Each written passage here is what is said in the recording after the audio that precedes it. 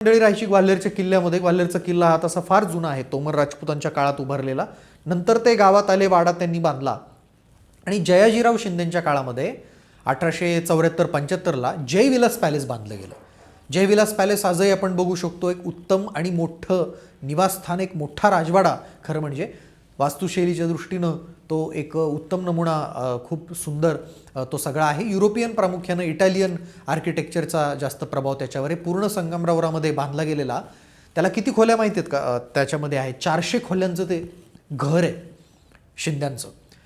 बघण्यासाठी ते खुलं आहे, म्युझियम म्हणून, वस्तू संग्रहालय म्हणून बराचसा भाग आहे. काही राहण्यासाठी आहे तिथं. शिंदे मंडळी राहतात.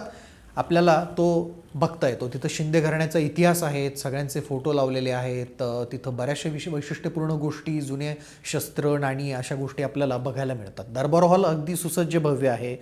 काचेचं फर्निचर हे तिथलं एक विशेष आहे.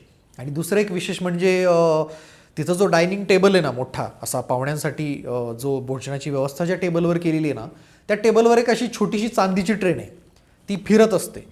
आणि आपल्या समोर ती आली की तिच्या प्रत्येक डब्यातनं आपल्याला काय खाद्यपदार्थ लागतोय तो आपण काढून घेऊ शकतो. आपल्या समोर ती आल्यावर ती चांदीची फिरणारी ट्रेन हे सुद्धा एक विशेष आकर्षण त्या ग्वाल्हेरच्या राजवाड्यामधलं आहे.